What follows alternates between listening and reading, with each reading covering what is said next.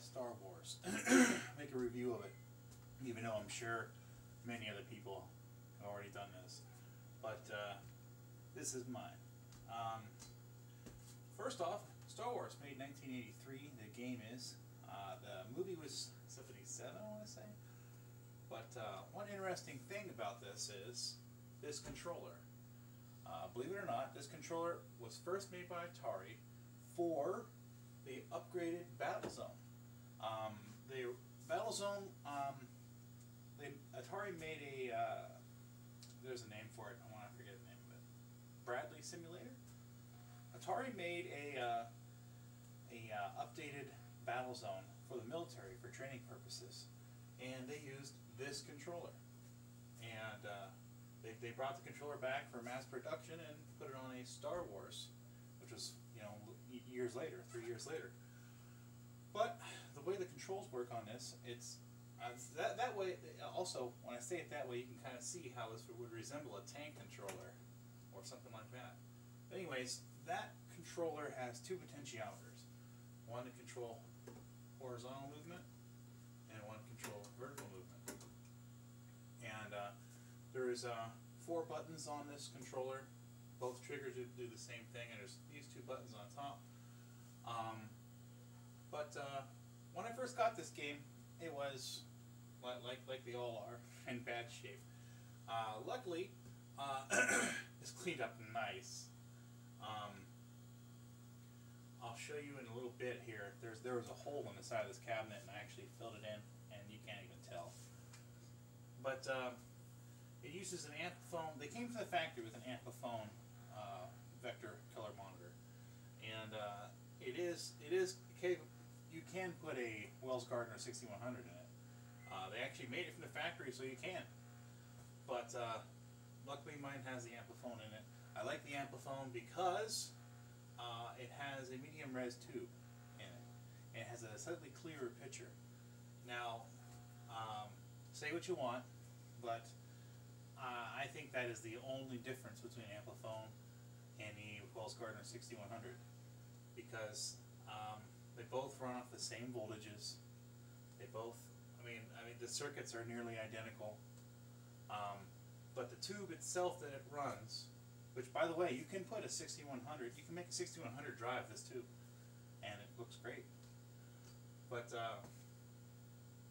I wish they would have started with a medium res monitor earlier, because it looks a lot better than, like, let's say Tempest, where you can see the lines in the screen on the TV, on the tube.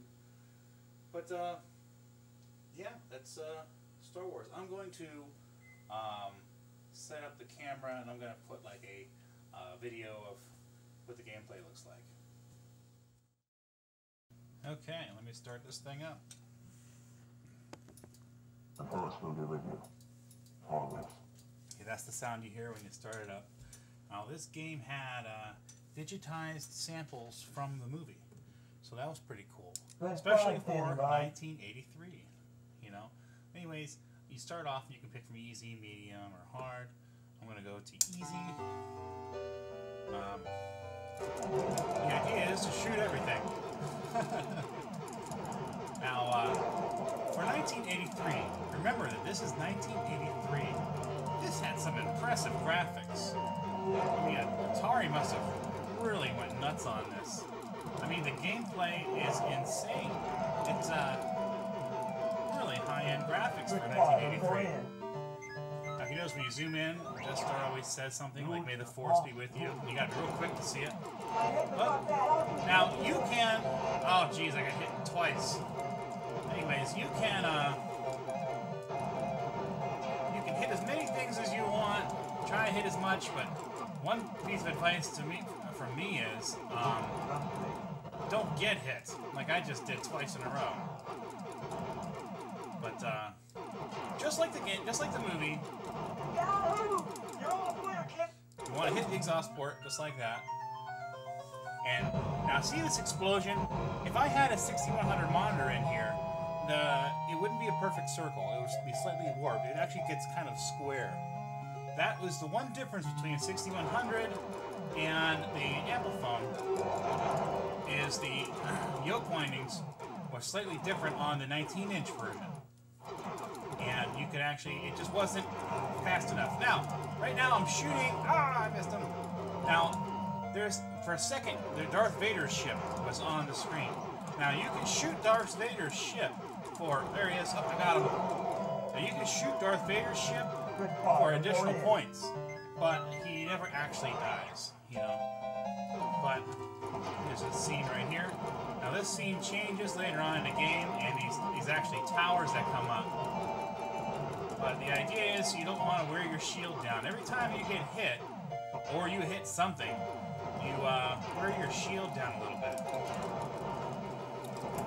And another interesting thing is, see, I'm using this controller to move my gun, right? It's also moving the ship. So, later on in a game where you have to avoid things, it's kind of tough because, here right now, I'll show you here soon, I gotta be able to avoid these bars and shoot stuff, and it's really one and the same controls. But, like I said, man, this is an amazing game for 83. I mean, what else was out there? I mean, this is 3D graphics. Beautiful game.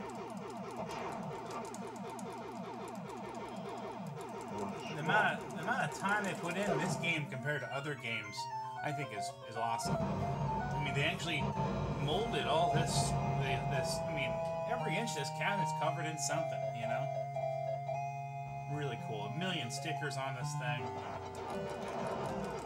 But after that first wave like that, it's gonna get crazy.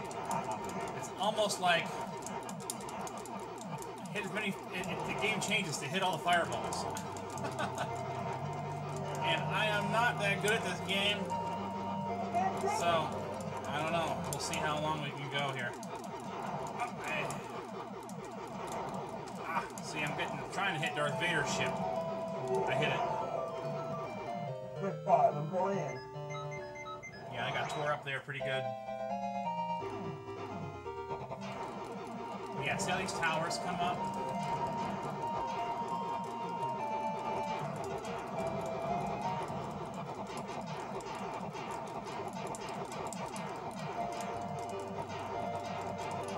But the sound, I mean, they must have put a lot of time into making this sound amazing.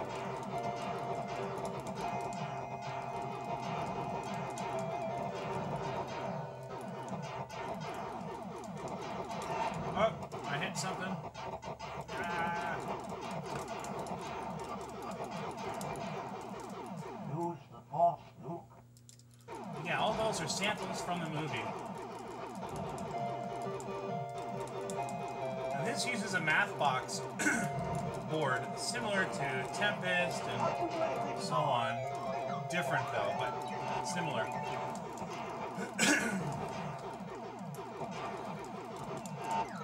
But lately this game has been up, and I died. Lately this game has been like demanding a high price, and I'm glad I got mine cheap. I actually I fixed a guy's cockpit Star Wars, and I totally redid it. We put new side art on it and everything, and as payment he gave me this broken, so that was great. But I had to pretty much gut this to fix his at the time. But still, I mean, you know, I basically got this for, I don't know, 20 hours of work. But that is Star Wars. Well, all right, this is what I'm going to do. I want to show you guys the artwork on the side. Maybe I can, I know I have a crappy camera, but maybe I can show you guys some of the detail in case there's any of you out there that never actually seen the cabinet up close. But, okay, first off, you see this marquee? I did replace this. This marquee is actually a piece of wood, or just like this, and they routed out a center. I'm going to put a piece of glass on it, and they put a sticker over it. Well, the reproduction sticker I got, I'm not really happy with, because, I don't know if you can see this or not. Now you really can't see it, but here you go. See this? The black isn't really blacked out. The light shines through the black, and it did not do that originally, but this is what I got, and this is what we're going to have to go with. But also this topper. see that topper right there? That is actually from a Sega pinball machine. But I picked that up and I'm like, man, that's perfect on top of this. So it is an arcade topper, but it's actually a pinball topper. But the front artwork, it has all these like fake buttons and stuff. And it has this, I mean, look at the detail on this. I'm going to, wish I had better light. You know what? I'm going to pause the video and restart it with the light on. Okay, I turned the machine sideways here so you can kind of see the artwork. There's the TIE fighters there. There's like a galaxy in the background, you know, like space. There's Darth Vader. There's the X-Wing. There's the Death Star. There's Vader's ship. Now, I did a pretty serious repair on this. Now, this is the original artwork on this. But there's a spot. All right. Tell me where there's a spot of missing graphics. Can anybody see it? See, right here, there was literally a hole in the cabinet. A puncture through hole. And what I did is, I filled that hole in with Bondo, and I got a razor blade, and then slowly and gently, without ruining any graphics, slowly and gently scraped it. You can kind of see it in the picture there. See a slightly different color black right there? But whenever possible, I don't like to replace side art. I like to, keep it, And the worst part of this cabinet is, I mean, this little bit right here. I mean, that's not bad. I could even fix that, but it's good enough. I like to see it original, But, yeah, man, awesome game. I see a little scuff here. That's new. That'll come out with some magic sponge. But, amazing game. Really got to hand it to Atari for this one. I'm going to hand the phone over to my wife. Now I'm curious what the other side looks like. I haven't seen it for so long. Now, for those of you that don't know, monitors, they have an electron beam that can be deflected with magnetism. And the Earth has a magnetic field. So, when you have a game on, when you first turn a game on, it has a D-Gauss coil. And magnetism is measured in Gausses. And you want to demagnetize the screen inside this tube every time you turn it on. But if you turn it on and then you rotate a game, you'll see that. See if I can make it do it. Sometimes they do it, sometimes they don't. But when you rotate a game, it changes its position in the Earth's magnetic field and can mess with your colors. Until you turn it off, wait 15 minutes, then turn it back on again and it'll fix itself. Now it looks like we're not lucky this time. Looks like it's a perfect picture no matter which way it's pointing. But here's the other side. That's actually a beautiful side there. That's damn near, if not, yeah, that's just some white stuff in there. That's actually probably perfect. There's a little chip right there. But one of my favorite games, it actually is my second oldest son, Kyle. That's his absolute favorite. He even tells me once in a while, Dad, when you die, can I have the Star Wars? So, but yeah, really cool game.